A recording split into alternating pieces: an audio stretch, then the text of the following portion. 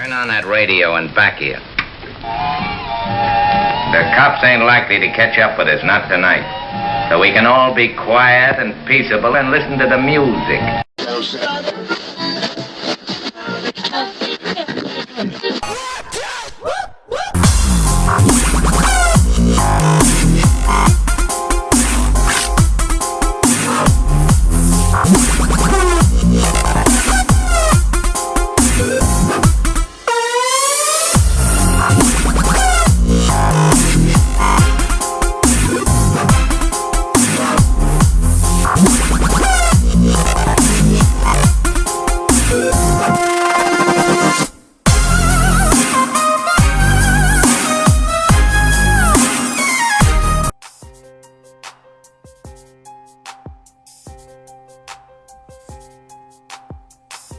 All right, we're here. It's 3:30, Dave. What's going on? Hey, Mr. Villa. How are you, sir? Man, I'm pumped up. It's Auto Dealer Live Day. It's 3:30 Thursday. It's October 22nd.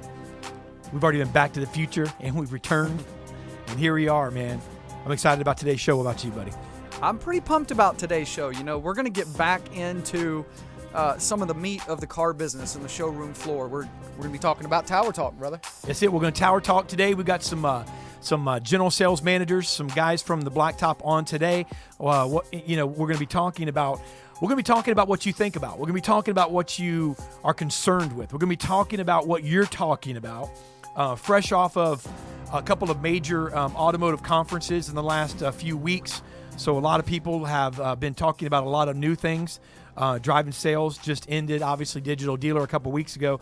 And we're going to just bring some things up that we heard, some things that you're telling us that you want to talk about. It's going to be an outstanding show, Dave.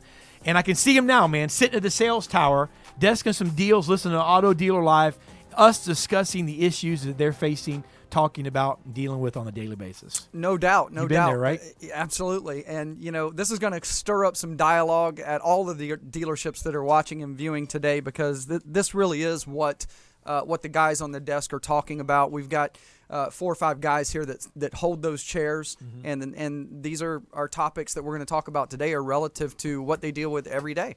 Absolutely. Had to scoot my chair up there, man. I was a little far away. Yeah, you know, and that's important because, you know, that's why, and I ask you, hey, you've been there because you know what it's like, man. I mean, when you've got, you know, when you're sitting there and you're in the grind, I mean, it's just like anything else. When you're in the business and you're doing something every day, I mean, what we do here every day, you know, here at IPD, you begin to obviously fall into nuances, and there's things that really are specific to what you do.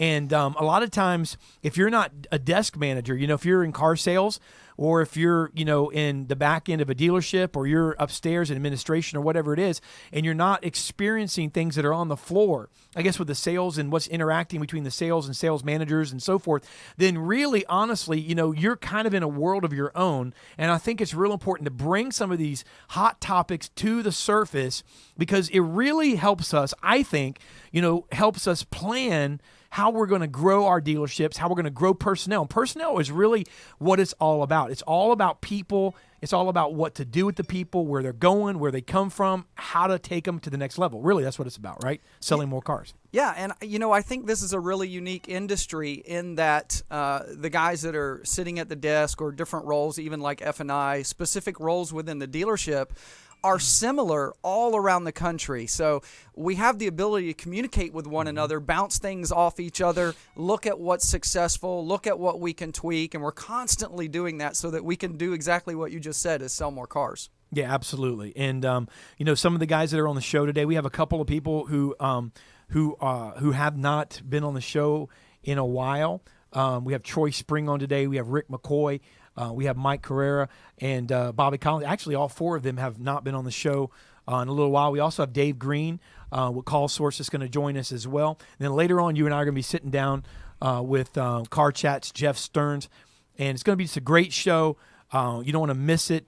And again, I'm pretty excited because we got 4 guys that are actually on the Blacktop. Matter of fact, I'm looking at 2 of them that are getting Skyped in as we speak, that are actually sitting. Of course, all 4 of them are at dealerships. I think Troy's traveling, but in his car. But they're literally 2 that are going to be sitting with dealerships in the background. Yeah, they're coming straight from the showroom, and that's another beautiful thing about our show, that the ability to do that. And also, let me point out that all of the gentlemen that are on this panel today are extremely successful in what they do. So it's going to be great to hear different perspectives today. Yeah, absolutely. So before we go any further, man, we're going to be bringing them on here in a couple of minutes, right, Mike? I guess 5 minutes? Yes, sir. All right, so before we go any further, listen, I want to just, man, give a big shout out to everyone who participated in last week's show, Beyond the Blacktop. We had some outstanding guests on the show, heard some great stories, heard from many people that they thought it was the best show that we have done. And you know what's really cool about that is that has nothing to do with us, the reason that made it the best show. And our guests are always the reason, but more to think than ever, last week was a showcase of what this thing's all about. So we want to just give a big shout out to everyone who donated. I think the GoFund for Brian Armstrong and his wife, who is literally, she's literally given a death sentence by the doctors, so to speak. I mean, that's it's terminal. And I think so far they've raised $38,000. I mean, that's incredible, man. I looked at it this morning, and $38,000, and just some incredible people. Want to give a big shout out to everyone who participated in that. If you're on Twitter, this little light right here is often every time we get tweeted at, Dave. So this thing, if it blinds you, we do it on purpose. Hashtag Auto Dealer Live. Let's get trending today. We're going to be doing Tower Talk, man. Yeah, and if you make that thing shine enough, you won't be able to see us, which would really be the goal. So Absolutely. So what's going on, man? Talk a little bit about the world of training before we bring these guys on. Talk a little bit about the world of training, man. What's hot really quick in Auto Dealer University with the world of training. What you're seeing, man, in the dealerships and what they're looking for, and just take about a 60-second training break. Well, thank you, Dave. Thank you. I think what's really hot right now is just adjusting to the market that we're serving now, being able to find the way to meet the customer where they want to be met in the sales process. And so much of that now is online. And I really think that we have to begin to recognize that our buyers are not only online, we know that, but that's really ultimately where we're capturing them. And we talked recently about making sure that we're maintaining our sites and things like that that keep it attractive. We're going to hear a little bit about that from Jeff Stearns today. But I think, in the big picture, in the big scheme of things, I think it's just about meeting that customer where they are today and having a little bit of savviness in being able to meet them where they are and yet not abandon your sales process. That's good. Well said. Hey, if you have any questions, we'll try to get you in today. We've got an interesting show because we don't have a lot of shifting around. We've got a panel for pretty much the whole show. If you have any questions, you want to call in live. Mike, is the studio line going to be? Studio line is live. All right, so 813-574-1820. 813-574-1820. One more time, 813-574-1820. If you want to call in. We also have some brand new books in. We're going to be having Dave Anderson on the show here in the next few weeks. We're trying to work out a date with his schedule. He's literally traveling every week for the next several months. But we've got several of his new book autographed in. It's not rocket science. So listen, man, let's give the tweeter leader live and well today. Let's get this thing rock and rolling. Dave, I believe we're ready for the panel, man. Yeah, I think it's our next up, if I'm not mistaken. And by the way, thank you, the next up, for what you did last week. You really stepped up and helped out last week. We appreciate that. Absolutely. So the next up is our Tower Talk panel. We got Rick McCoy, Troy Springs, Bobby Collins, David Green, and Mike Herrera. Gentlemen, thank you for joining us on the Tower Talk. How are you guys today? Awesome. Doing great. Thanks for having us. Oh man, thanks for having me. No problem. Thank you guys. I know Troy, you're last I heard you were traveling, and I think the rest of you guys, the three dealers are in the dealership today. We know two of you guys are on video, so we know you are. I want to thank you guys for taking the time to join us. I'm going to jump right in, man. Some questions. I think this might get you guys a little bit, some of you guys may very well agree and may have some opinions that agree with this, but I think knowing a couple of you, you may actually disagree with this, but this is something that's coming in fresh off of like Driving Sales Summit, some of the discussions on some of the dealer panels. This is a hot question that came in. And Bobby, I'm going to jump to you, man. And Mike, I'll let you and Bobby kind of just talk about this for a minute. Are internet managers the future GSMs and GMs of the car business? Bobby Collins, I'm going to let you kind of kick that off. That's a question, believe it or not, man. This is surfacing a lot here on Facebook, Dave, in the arenas. There's a lot of internet managers that are saying, heck yeah. Bobby, what do you think, man? You've been in this gig for a long, long time. What do you think about that question, and where is it coming from? Well, I'm not going to try to belittle any kind of internet manager, actually, but I don't know where that word manager comes in at. The internet, everybody's got an internet guy, and somewhere down the line they tagged him manager. Who does he managing? He's managing himself. I mean, unless you have a internet department, you have one head guy that's going to manage people, but I think it's a little bit of a different breed, if you will, because I've got two of them, and on their business card they say manager, but they don't manage any salespeople. They don't manage just themselves. Okay, that's a good point. I mean, Mike, what do you think? Obviously, you and Bobby, and we might touch on this a little bit. You guys disagreed a little bit last time on the Foursquare concept, but and we'll touch on that because we are talking tower talk, and I've got a different twist on that question later. But I mean, these internet managers, or this question surfacing, and a lot of this is coming from people who've left the industry and so forth. But what's your opinion on that, man? You're a general sales manager, or you're GSM, right? Correct. Okay, so you're a GSM. You're there every day. I mean, are internet managers a future GSMs and GMs? I mean, what is it looking like? Or does that really depend on just the person in general, whether they're an internet manager or not? They've got to be a leader. What's your opinion on that, man? Well, I think the title, like you're saying, I think the title is not important. I think, that's like saying the way to the desk is through finance and through closing, and then you get to the desk, and then you get to the GSM part, and then you get to a GM position. I think internet sales manager is an important position for anyone that wants to ascend in the business. It's crucial for any good leader of a store to have a really in-depth understanding of what makes a good internet department, what makes an effective internet department, and how to work with today's internet customers. Mm-hmm. But I don't think that necessarily just because someone's an effective internet sales manager, it means that they're destined to be the next leader of the store. You got to be a leader first. Okay. And I agree with that. And Rick, I'll get you to weigh in on this, and maybe even expand upon it a little bit and tell us maybe what you think the path to the desk is. Well, a little bit. I'm going to agree with Mike that they don't manage people. You can't always take a guy off the floor and put him in the internet and be successful. Just because he sells 25 cars, 30 cars a month, he may not be good there. But in the same token, you can't take a guy out of the internet and he's going to be a great leader of men and women on the sales floor. He's got to have the leadership. He's got to have the tools. He's got to be able to create the following.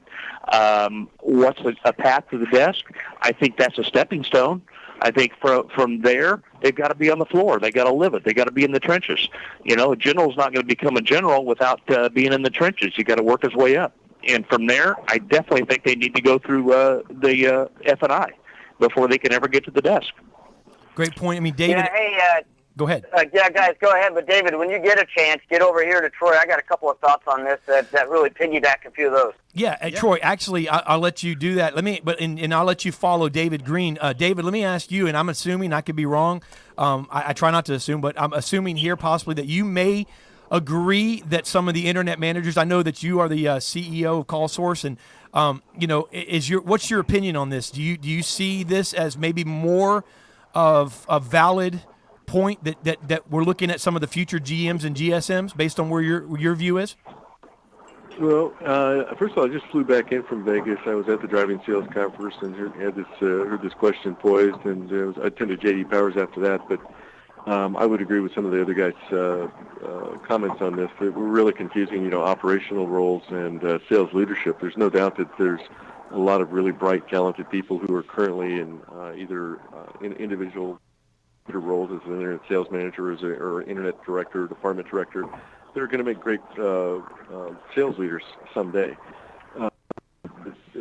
Conversely, there's people that are, not going to do that, not going to cross that threshold. But the bottom line is that anybody that is going to be in a sales leadership role, I don't think anybody would argue with the fact that they need to know and understand this medium we call the internet and have a capability to sell to and market to that component of their market. And so, I've seen some great potential sales leaders in the internet department. It's not going to be everybody, but it's certainly going to be a place where we draw leaders from, just like we did from the F&I department and the used car department and so on. Yeah, and thank you, David. And Bobby, let me go back to you, and I'm going to just give you a quick scenario. I spoke to a dealer Don't forget Troy too. Yeah, sorry about that, Troy. I think we skipped It's over all you. good. It's You know all what? good, man. No, you know what, Troy? Go ahead and weigh in. I want to hear your answer on what we just spoke of. Yeah, I'll make it real quick. I mean, when you're talking about the desk, it's a specific kind of person, and let's not forget that, especially in the digital age, that holding gross is becoming more and more important. And you've got to have a guy that is relatively crafty and can word track his people and teach his people. So I don't necessarily think that it's not an internet manager that's going to end up there. If that's the right guy, that's fine. But here's a couple of thoughts. Number one, I think a finance director has a more clear path to that particular position, specifically because of holding gross and being able to set up the F&I department and working with banks, especially in a subprime type of store. I think that a finance director has a clearer path to that job, in my opinion. And secondly, as a vendor now, which a lot of people don't know, that for years I ran stores, but right now we walk into stores and we hear this all the time, and it drives me nuts. Is the owner will say, "Hold on a second, let me get my internet guy in here," and sometimes that internet guy is just the kid that uploads pictures to AutoTrader or to the website. Sometimes that internet guy is a BDC manager. There's all these different verticals and silos that auto dealers, especially particular dealers that aren't that digitally savvy, kind of throw their guys into this one title of their internet manager or their digital guy. So you have to be careful what silo you take that guy out of. And in particular for a dealer that's not all that digital savvy, I would really, really recommend that he not just come home from a conference and make his internet guy his sales manager. Dave, I want you to kind of maybe figure this. I know this is where you were going, but something that just I hear, and this kind of poses the next level of this discussion. And I know you were going to Bobby on this, but Dave, I mean, are we making because the internet obviously is here to stay, and obviously it's a force to be reckoned with. I mean, it's here, it's awesome. But I mean, are we making more? Are dealers out of fears, like you just said, in a sense, Troy? I mean, they've got this picture that they need this certain person to do something major, when the reality is it's just a way. Just like a mailer, just like a newspaper ad, just like anything else, it's a way that possibly people are going to find their way to the dealership. I mean, it's just, you know what I'm saying? Is it less about the internet and more about the person? Well, I think it's becoming more the way that customers are seeing us initially, and if they're seeing us initially there, then I want someone who can represent that really, really well. I do believe personally that, here's the issue, though, that Troy brought up, and I know that several others here as well, is that the internet, BDC, internet department, whatever you want to call it, looks so much different depending on the dealership, where the other roles in the dealership there's not that much variance. The internet departments, BDCs, whatever you want to call them, do look different at every dealership. So it's really hard and tough to just lay something out there in general. But I do think that we are going to see the growth and the importance of the internet become more and more apparent as we move forward. And I think it's going to be there's going to be more weight that's going to have to be looked at there. What I was going to ask Bobby is that Bobby, I had this is an actual scenario. I had a dealer reach out to me just recently, and they're the only person on the desk, and they've got a top salesperson that's selling 20 cars a month, and it's a smaller store. They need help. They were considering promoting that salesperson, but they're scared to lose that salesperson on the floor. So first of all, how would you address that as a dealer? And maybe secondly, talk about the possibility, if we're not promoting them, are we penalizing them? Exactly right. You should want to promote them within, but I don't think straight from sales to the desk. I agree with a couple other gentlemen. I think the best path is going through F&I. I agree with that. How to structure a deal. They got to learn how to structure a deal, not just pencil a deal, but just how to structure a deal. And you don't get that in the internet department. So you don't, the biggest part of that, and but you cannot work from fear.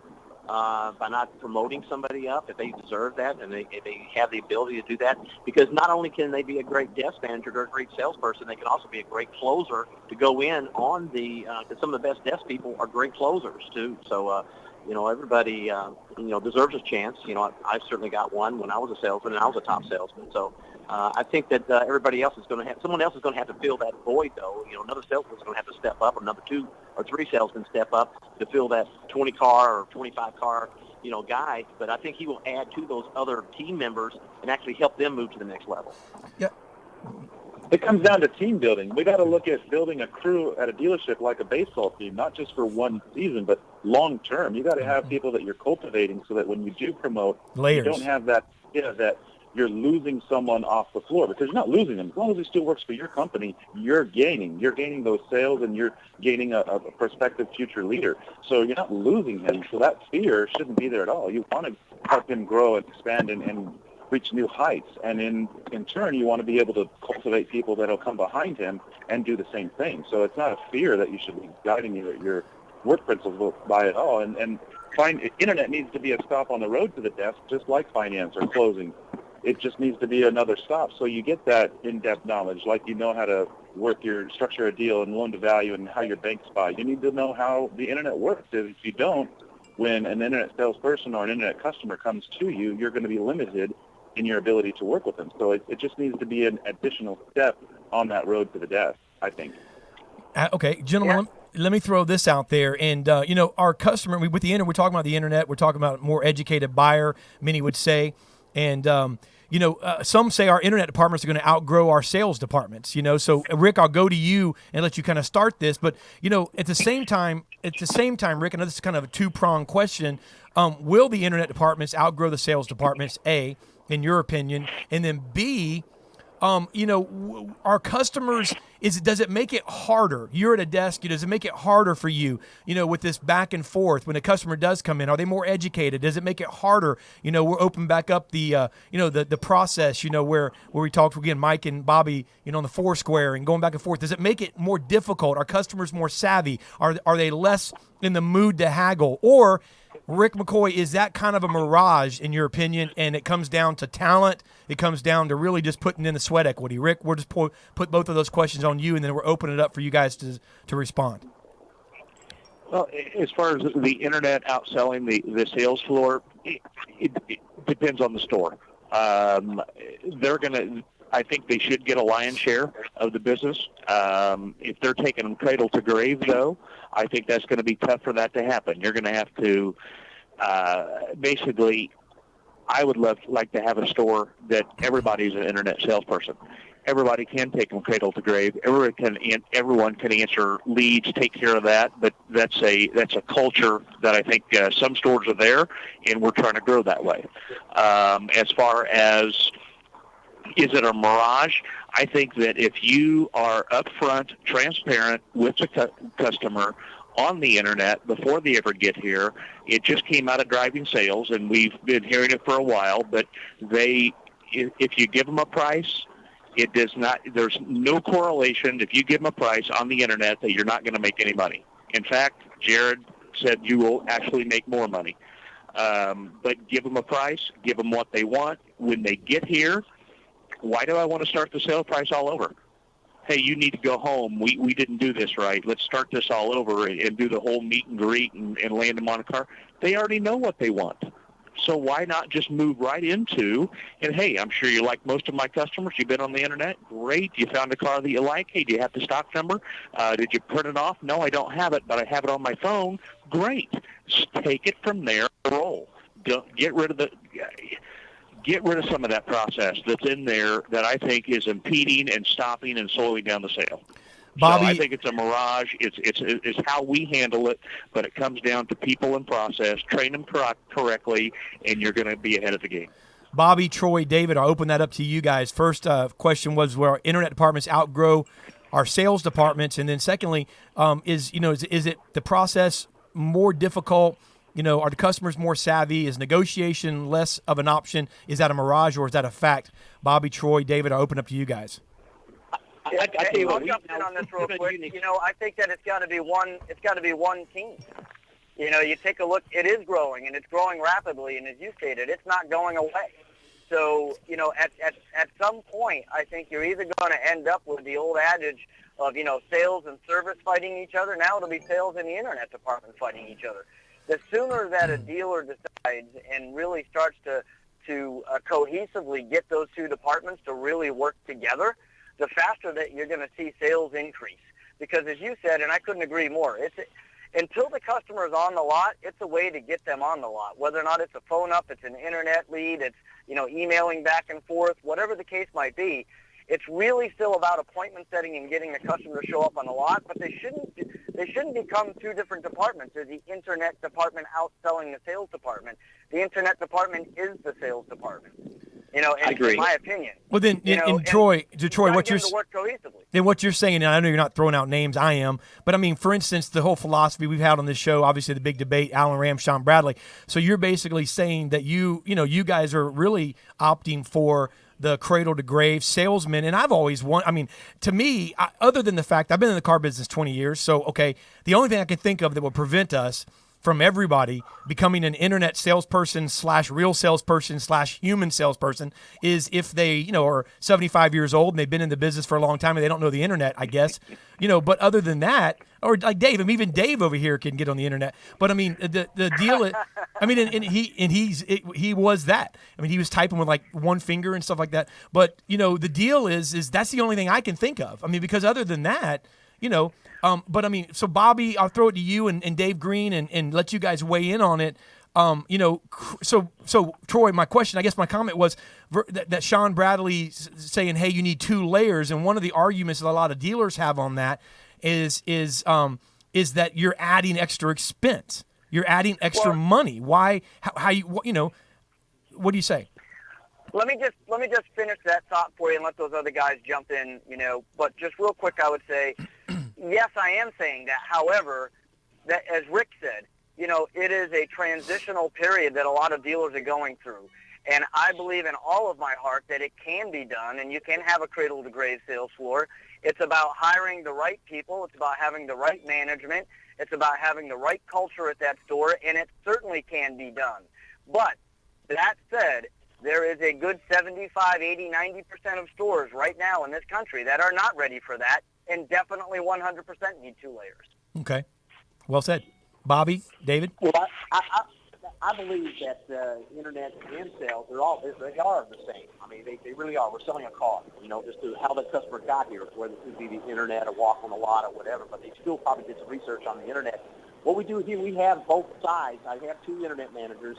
They really work the low-lying fruit, the easy ones, the ones that are just now, they're going to buy a car today or this week. But the ones that we separate and give out to the salespeople that also take ownership in is the 180-day guy out there, or the guy that emailed, 4 months ago. We keep in contact with them, and so they resurface those deals because there's no way my 2 guys could keep up with 380 names that were out there from 2 months ago. So we have them all interworking together because it's still they're part of the sales force. So it's not a separation. Mm-hmm. I mean, even my commercial department is still part of the sales force. So we have, we're in sales. That's what we do. My commercial department sells a lot of work trucks, but you're going to work with customers the same way unless we get involved with state bids and things like that.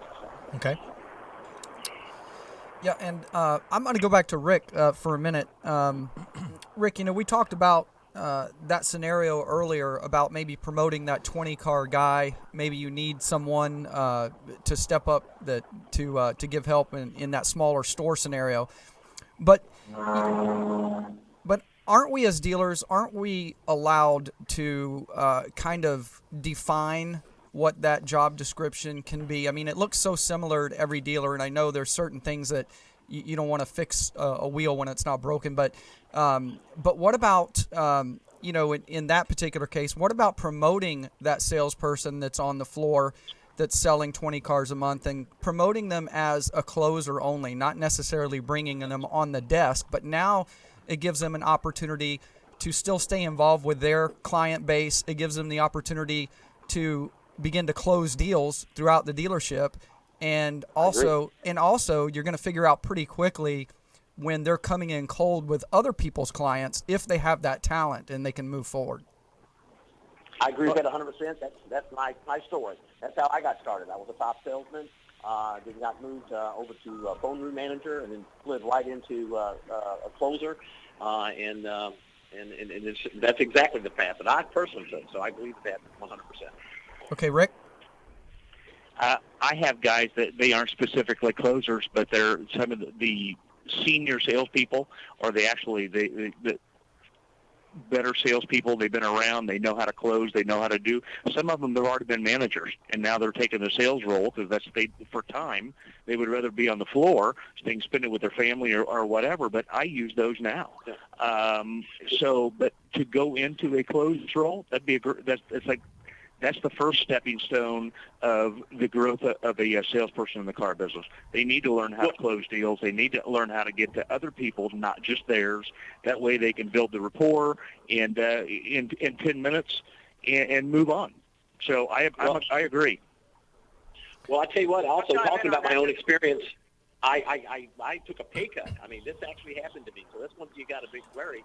Before when I was just a salesman, all I had to worry about was myself, and I was a top producer. I mean, I had months that, my highest number, I sold 57 cars in 1 month. But when I had to work harder as a closer and made less money. I had a big problem with it at first, but then I had to look at the big picture because that's my way that, I was going to have to go, get to where I wanted to get.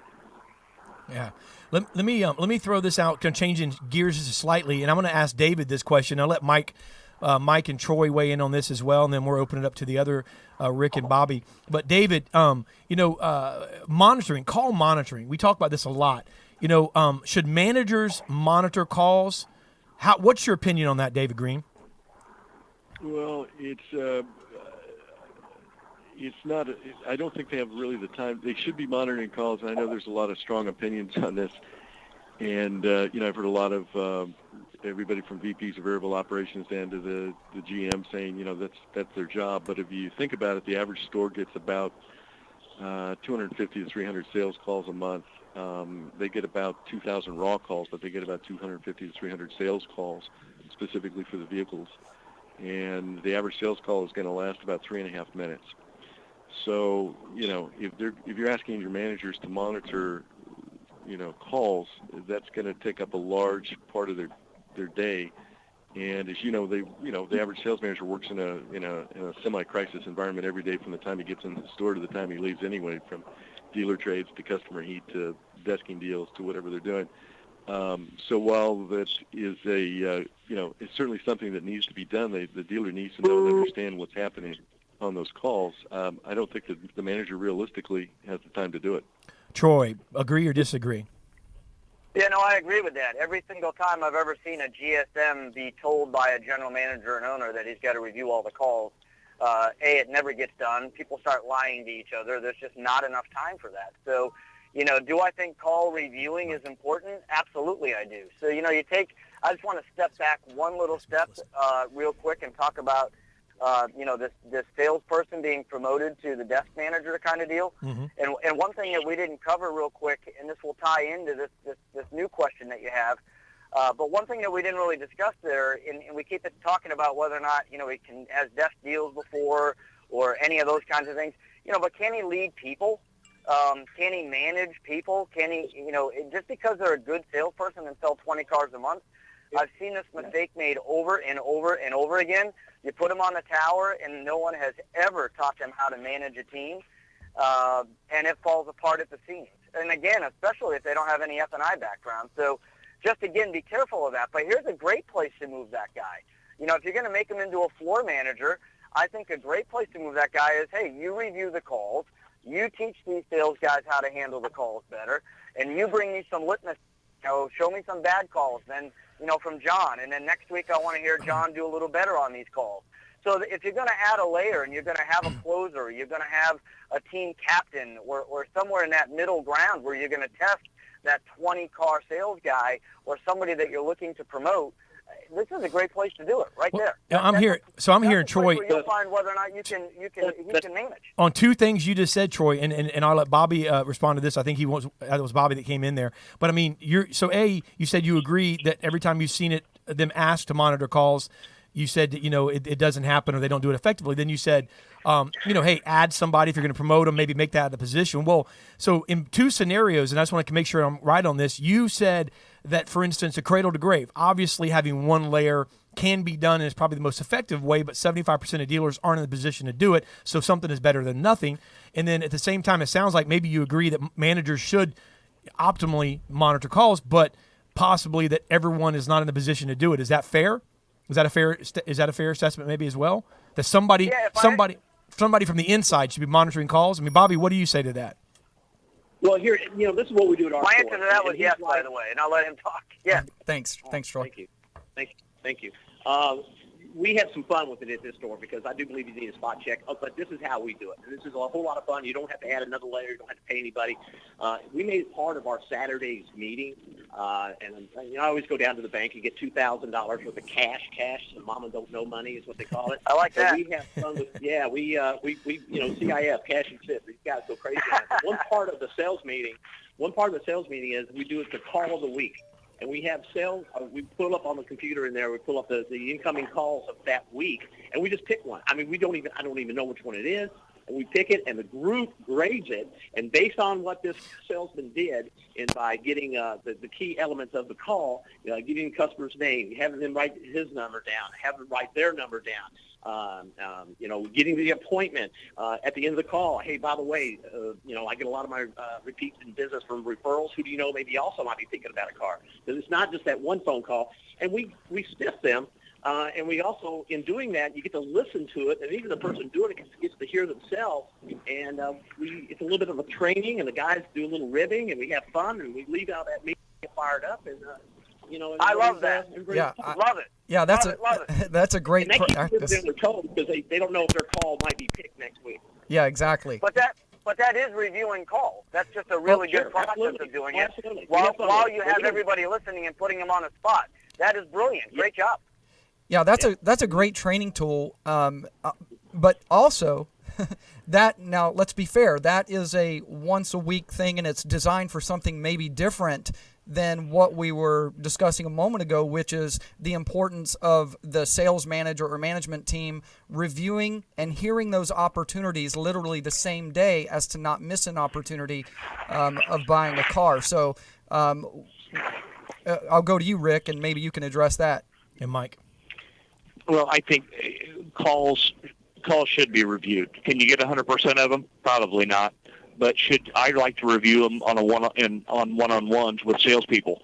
Pull their calls up, listen to them, spot check them, and you're going to catch something that hopefully I can catch something that they're doing right. That's what I'm trying to find.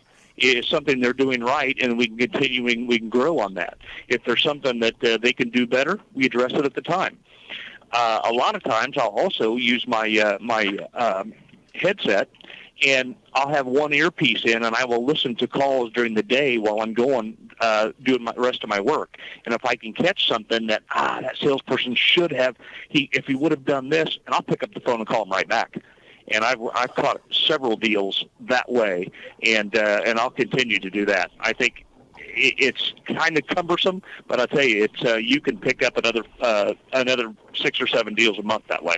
And not only that, I mean, I would think that, and that's great. But one of the things that happens, I mean, how many times do you need to do that and then find a scenario where something went wrong, correct it, train it before they start doing it right? I mean, eventually you by process of elimination, you start to weed out what's wrong and make everyone better, I would think as well. It's not like you have to do that forever, per se. That's right. Yeah, and that's what was but great you do about have to do Bobby's. it forever. Right, you have to do it forever.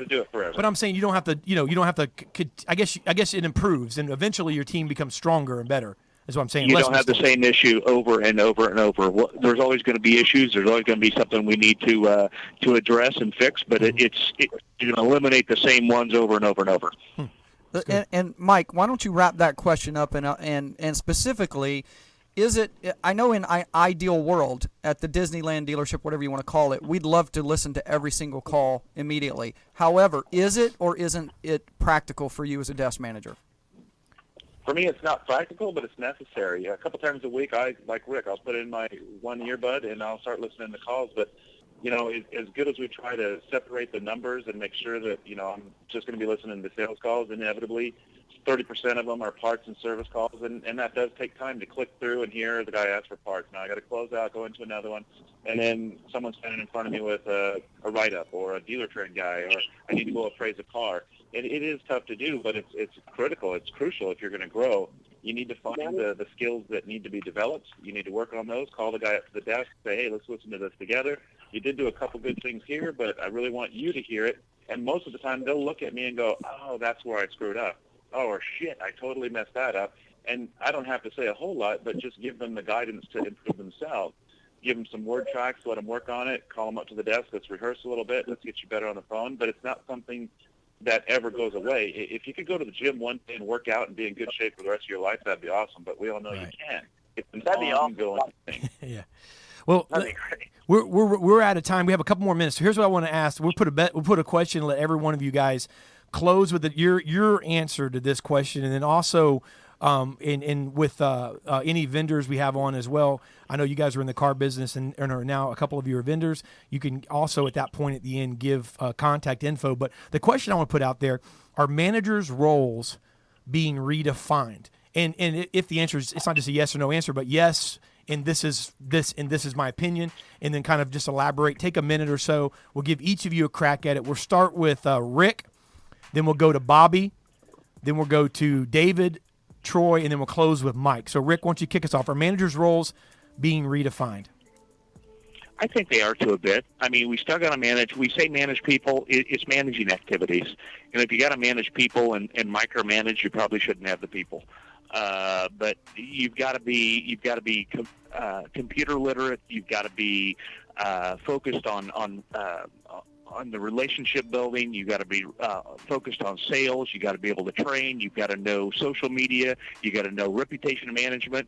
All of that together. We got to know F&I, which has been there, but you've got to you're the quarterback of the sales force. And if you don't have all of those skills, you're setting yourself up. You're setting your team up for failure.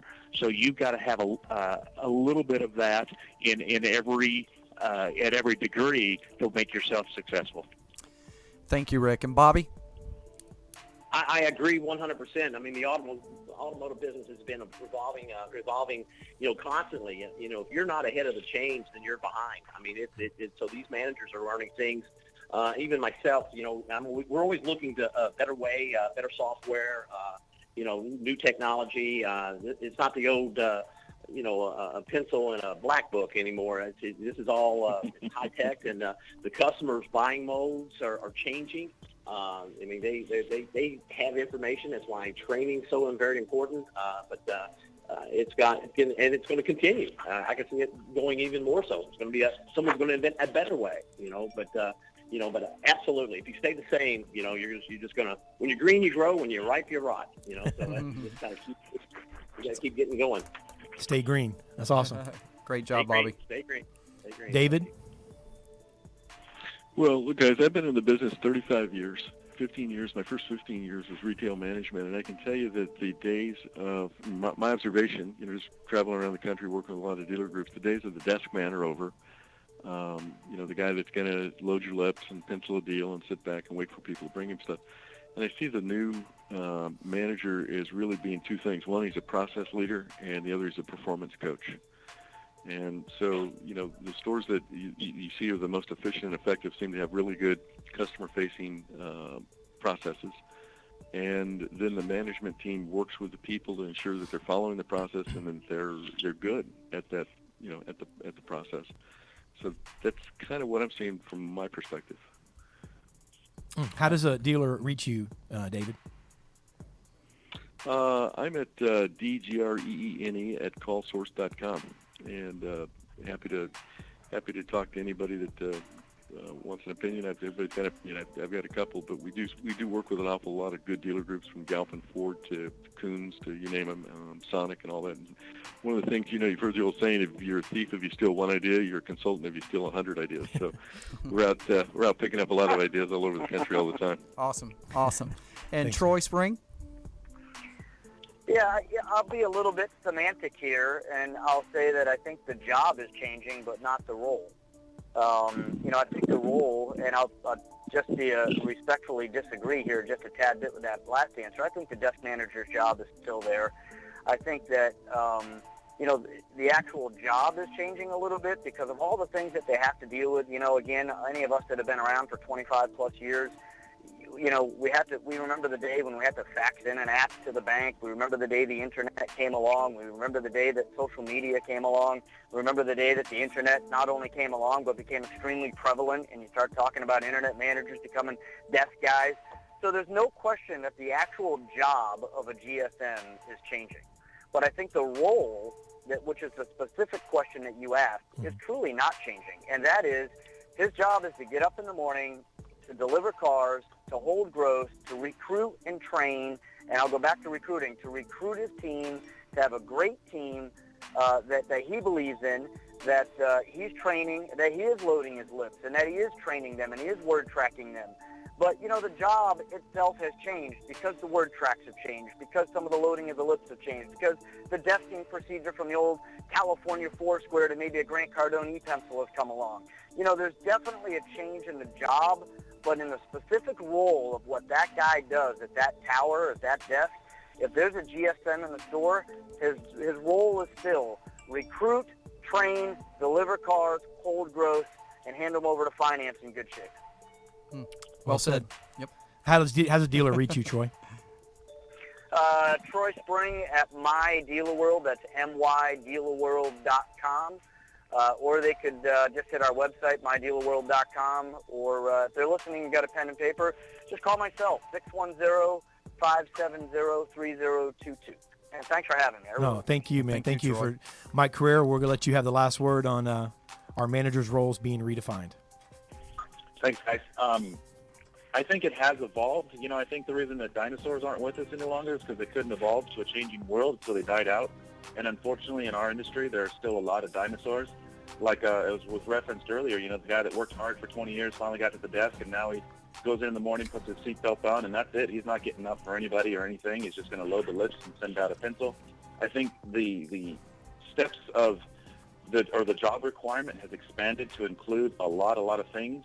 But the role is still a powerful leader that can manage his crew and do the right things, but evolve and include social media, monitoring reputation, looking at CSI, doing all these other things, that watching internet leads and who's managing them and who's doing well with them, who's getting the appointments and who's bringing the appointments in. There's so many more things, many aspects of the job now. You can't just... A few years ago when things got tough, a lot of dealerships were just willing to hire the people that were chasing a title and willing to be on the desk for $5,000 a month just so they could say desk guy on their business card, and they realized that doesn't always work. Cutting costs and just hiring someone that's willing to do it for less isn't the best way to go sometimes. You do need to sometimes get that strong leader, and they're not cheap.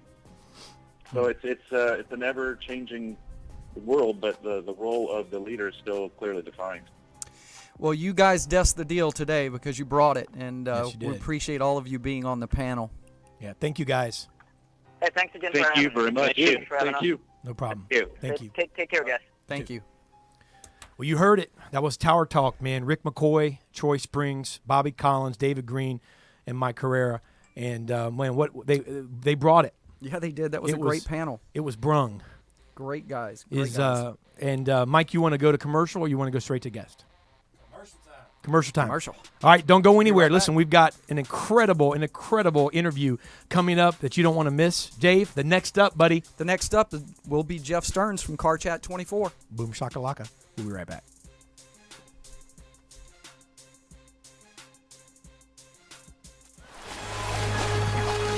He's trying to save the advertising world. He did it.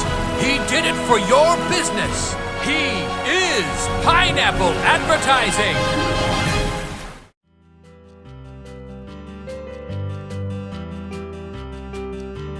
Here's something you might not know. According to AARP and J.D. Power and Associates, baby boomers buy 61% of all new automobiles. Now, wouldn't it be great to know how to sell to this particular group of customers? To learn more about selling the way your customers prefer to buy, please visit nopressureselling.com or call 1-800-515-0034. That's 1-800-515-0034. Dealers, it's no secret that in this economy, cash is king. From the smallest independent lots to the largest franchise dealers, our businesses are driven by available capital. And having more access to your back-end reserve could prove to be a game changer. You see, until now, a dealer, for example, who wrote $1 million in premium the first year, because of the way our contracts earn out, would be able to access about $70,000 at the end of the first year, and about $250,000 in the second year. You see, a dealer could see his reserve increase by $1 million a year and yet only tap into a very small percentage of that. Look, don't let that be your story. With accelerated profit accessibility, the new reinsurance model is making huge leaps and helping dealers with their biggest reinsurance frustrations: limited access and poor investment income on reserve. So what could that mean for you? Well, if your loss ratio is estimated at 40% after the first year, under the new reinsurance model, it would mean that you would have access to $600,000 as opposed to $70,000. And in the second year, $1.2 million as opposed to $250,000. Look, times are changing, even for reinsurance. It may be time to take a closer look at your dealer-owned reinsurance company. You can do that today by going to dealerre.com or call Dealer Re at 804-824-9533. Jason Rice from Lot Pop, and let me tell you what we do to help dealerships increase used car sales 20 to 30% in gross in volume. 3 areas we focus on: trend reports. We look at weekly trends that no one else is trending to make adjustments on our inventory. 2 is we do weekly review calls to review those trends, but also we dig through every car that needs to be price adjusted to increase the searches. And 3, we do a virtual lot walk, make sure every car is standing tall in line, and make sure we don't have bad photos like these. Check out our website, lotpop.com. our blog at automotiverevolution.com, and our weekly video tips at increaseturn.com. Thanks. Hello, I'm Alan Ram, president and founder of Alan Ram's Proactive Training Solutions. Let's face it, good managers are defined not by what they do when they have a showroom full of customers, but more by what they do when there are no customers in the showroom. In 2015, whether you like it or not, the car business is all about conversion of opportunities and driving traffic. All those great closers and desk people are not doing you a whole lot of good if your dealership is not converting effectively on the telephone and internet. As an owner or dealer, when you see 5 salespeople standing by the front door doing nothing, don't kid yourself. Your dealership is not being effectively managed. Management by Fire is a 2.5-day intensive course conducted entirely by me that teaches managers how to effectively manage in today's automotive industry. Simple processes for driving high-quality traffic. For more information on upcoming events, please call my team at 866-996-4665. Once again, 866-996-4665. Thank you.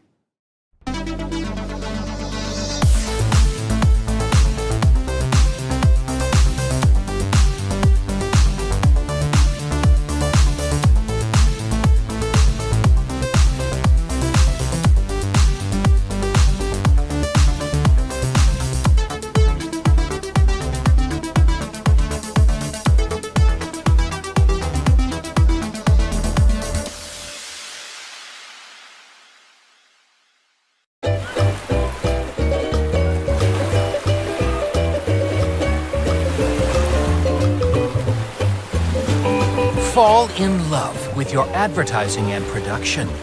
Pick the Pineapple.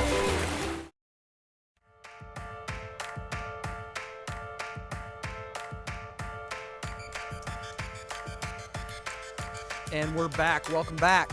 And the next up, Dave, we have Jeff Stearns. He's the VP of Sales for Car Chat 24. Training, Arnold. Jeff, how are you, sir? I'm terrific. How are you? Appreciate being here. Oh, man, thank you for joining us. And sorry, we're a few minutes behind. The panel went a little over. So very excited, man, to jump right into this discussion. Dave and I were just talking at the break about just how excited we are. Just looking at really how the communication has evolved and really how prevalent chat is. And I know you were interested in jumping into this as well, Dave. Yeah, absolutely. And, as I open this up, I just want to point out that, Jeff isn't just a vendor. Jeff absolutely lit it up here in the Tampa Bay area. Oh, yeah. Built a dealership, and maybe, Jeff, just give us a brief, maybe 30 seconds. Tell us what you did here in Tampa. I think you took a Rolls-Royce store and kind of put it on the map, didn't you? Yeah, but really I want to give credit to the store I was born in, because a lot of good guys came out of there. It was Carlisle Lincoln Mercury. Yes. On Gulf to Bay, the big daddy in its day, 650 new and used a month, and top CSI North America 14 years in a row. So when AutoNation bought them, I just took about 35 of us, and I went as GSM. So, of course, customers followed their manager, their salesperson, their technician, their service writer, their favorite title clerk, and we brought the processes in. So really, I'll take credit for getting people to learn how to make pizzas fast, but I didn't invent how to make them fast. I learned that really at this store that I was so lucky to be raised in. Well, I remember you well, Jeff. I've started this company in 1995. I'm 43, so I was right out of college, and I remember getting punched literally in the face trying to sell you products back in the day, and so. Awesome. But I do remember you well. You guys were hammers back then, and we actually worked with Carlisle a few times with our product. But anyway, man, great car guy, and we just want to thank you for being on the show. And what a cool topic. Is hot right now. And I think everybody, even though it's everybody sees it, I don't know if a lot of people know, Dave, how important chatting is, and really to getting that customer, off the bench, so to speak. Yeah, and we referenced this earlier about the fact that we're the new meet and greet is online. So I think that Jeff is going to give us some valuable information today regarding and surrounding Car Chat and Car Chat 24 specifically, because I think there's some advantages there that I normally don't pump up vendors on the show, but I just really like what Jeff has to offer, and I love the fact that he's a car guy. Jeff, tell us a little bit about Car Chat 24 and really what's so important and significant about it. Well, the fun thing about being a 27-year retail guy before becoming a vendor is making all of my clients a victim of my unsolicited advice all day. That's awesome. For sure.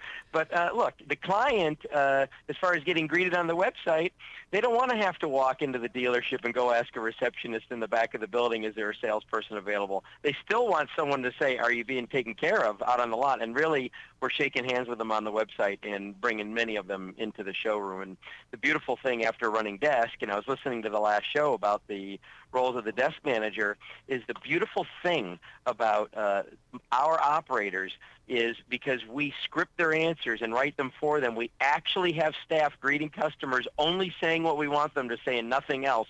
Desk managers listening, could you imagine if your staff was doing that out on the lot? It's so gratifying, and it works.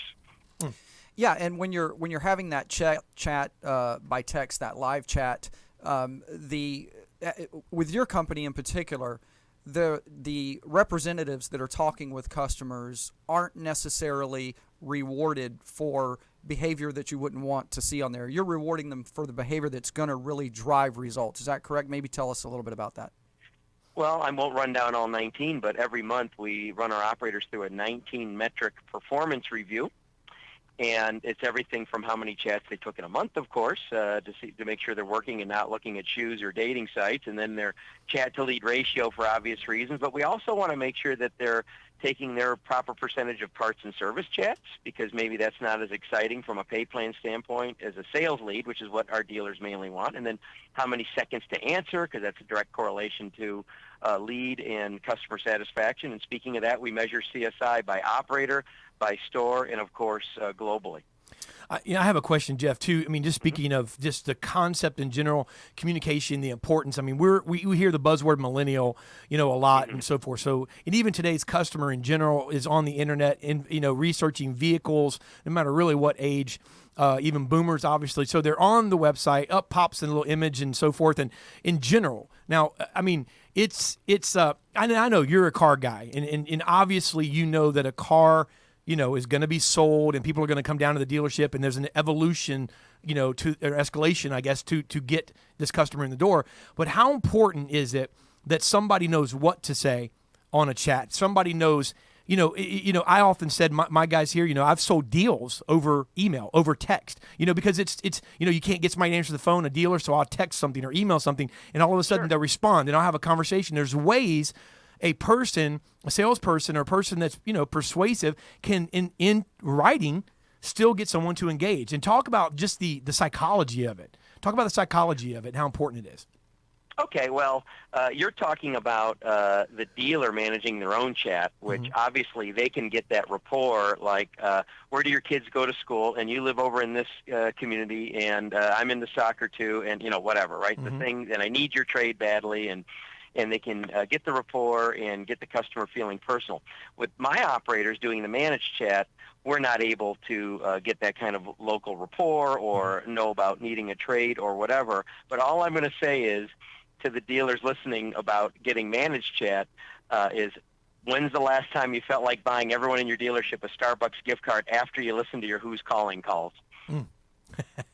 Good point. Yeah, and I mean, you sold some cars over text, and some studs have done that. But in general, I think you'd rather have somebody that can't do that and who can process it right and get more appointments. Sure.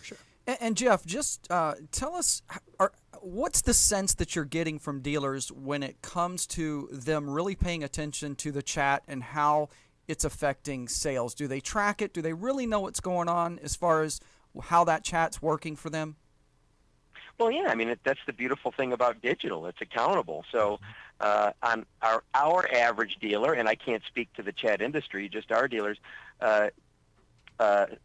sales from the dealership's website backed up, attributable to chat with us, tends to be nearly a third, if not a third, of all the internet sales from the dealer's website, from chat. Wow, and you I got to say that I think, and I wasn't going to challenge you versus your product versus the dealer doing it, because dealers aren't going to do it. Let's face it. I don't mean that negatively. I mean just saying they don't know how to do it. It's not. Hey, I couldn't do it, and I was good. All right. No, I mean they're not going to do it because I don't think they really would even have a genuine way to really effectively do it. So they're going to use somebody. But my point was that. Even if you don't customize it per se, because you're doing it from a universal spot and so forth, like a central BDC type of deal. But you just said it's a third of sales. That's got to perk the ears of every dealer listening, so I would say that it's because people are surfing the internet, they're landing on their websites, and then all of a sudden, hey, there's somebody there engaging them. There's a digital image, something's engaging them, and people want to be engaged. I mean, isn't that the ultimate psychology behind would you agree with that? Yeah, well, they want an answer now. It's part of this millennial thing that we're talking about. Their lack of patience, which is understandable. We all have it now with the tools that we have. I mean, the most painful call for a customer, I think, or close, is calling in for like a service status, right? They're going to go to the service writer's voicemail, et cetera, et cetera. So a lot of them are chatting to get an answer now, to get a warm conversation. A lot of them are chatting because they're at work and they don't want to call and have anyone hear in the next cubicle what they're doing, or don't want to use company email. I mean, who knows? I'm sure there's a lot of immediate gratification attached to it, but at the end of our average 8-minute conversation, we end up with a perfect phone up, which we didn't give up too much info. Otherwise, the customer just says, click, goodbye. We've got a name and a number, and someone saying, yes, have someone call me. You got a hand raiser. Yeah, and Jeff, I know for a fact that your company has certain measures in place to retrieve that information from who might not otherwise fill out a lead form typically on a site. Correct. Let me ask you this, Jeff. How, if a dealer wants to know more about you and CarChat, obviously you're a car guy, you're going to be able to relate to them immediately. How would a dealer reach out to you and find out more? Well, I want them to reach out and find out more, but I want to raise it. If they want to use their own software, their own chat product, do it themselves, not use our managed service, not use their software, I'm still willing to make them a victim of my unsolicited advice. I guess it would be solicited. And give them some really good pointers, like maybe 5 things that if they kept what they had and just changed them, it might double what they're getting done. No kidding. But my email is jeff.stearns, S-T-E-R-N-S, at carchat24, the number 24.com. I'm happy to give my cell number if you... Yeah, absolutely. Okay, and it'd be my pleasure to take a call. If I can't take the call at that moment, I'll always call back, 727-638-0069. Awesome. So, Jeff, in addition to obviously offering a product, it sounds like you would offer some consulting ability as well. So there's some availability at no charge, and it's the only way I survive not being in dealerships anymore. Just talking about how to do it. You're a car guy, man. Awesome, brother. Well, I can't wait to get to know you more, and I know we're not too far away from one another, I believe. So, thank you for stopping by, man, and look forward to learning more about Car Chat. Thank you. And does this camera make my forehead look shiny at all? I think it's a flaw in the lens. No, sir. Yeah, you look great, man. Perfect. We've got you on auto makeup. Yeah. Perfect. Thank you. Thanks, Jeff Stearns. Jeff Stearns with Car Chat. Man, that's awesome, brother. It fascinates me. The whole deal fascinates me. And I know we didn't have time to get into it. I'd like to have Jeff back. But what fascinates me about it is, again, it's human nature, man, fascinates me. And if you think about it, it's, a third of the business. And, I'm sure there's some varying statistics, maybe higher or lower than that. But whatever it is, it's enough of a group of business that it needs some attention.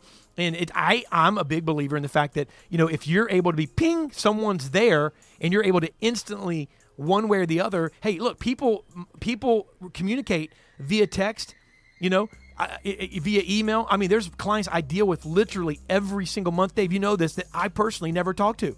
I text or email, and that's the way we do business. Yeah. And that's the way we communicate. Yeah.